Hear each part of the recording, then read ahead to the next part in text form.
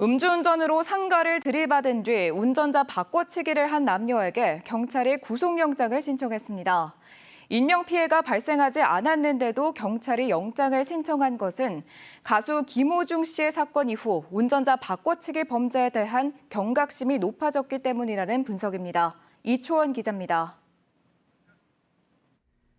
지난달 29일 진천의 한 교차로. SUV 차량 한 대가 우회전을 하려다 속도를 줄이지 못하고 상가로 돌진합니다. 당시 이 차량의 탑승자는 20대 남녀. 출동한 경찰은 술에 취한 남성이 차량을 운전했다는 진술만 믿고 여성에 대해선 음주 측정을 하지 않았습니다.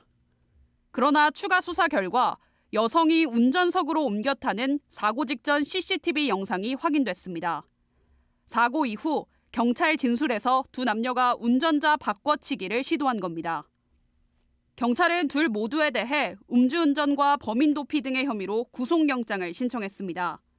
음주 사고를 낸 뒤 운전자 바꿔치기로 경찰 수사에 혼란을 준 행위에 대한 엄정한 처벌이 필요하다는 취지입니다. 식당 CCTV를 확인을 했고 거기에서 음주 마신 양이 나왔고요. 적극적인 사법 방해를 했던 경우고 또 피해 보상을 위한 노력도 전혀 없고 그래서 이제 신청 절차가 진행된 겁니다. 법조 전문가들은 피의자 모두 비슷한 전과가 없고 사람이 다치지 않은 사고에 대해 구속영장이 신청된 것은 이례적이라며 음주 사고 이후 운전자 바꿔치기를 시도한 가수 김호중 씨와 소속사 관계자의 구속 사례가 영향을 줬을 것이라고 설명합니다. 매우 이례적이고 드물어요.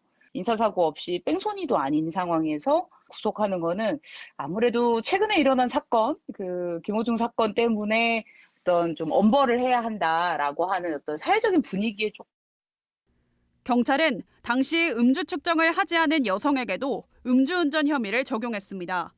술집 CCTV를 통해 여성이 소주 한 병 정도 마신 사실을 확인해 위드마크 공식을 적용해보니 면허 취소 수치가 나왔습니다.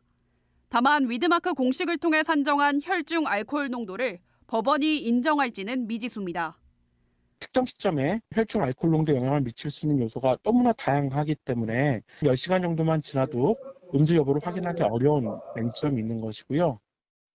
두 남녀에 대한 영장이 실제 구속까지 이어질지는 오는 30일 영장 실질 심사에서 결정될 예정입니다. MBC 뉴스 이초원입니다.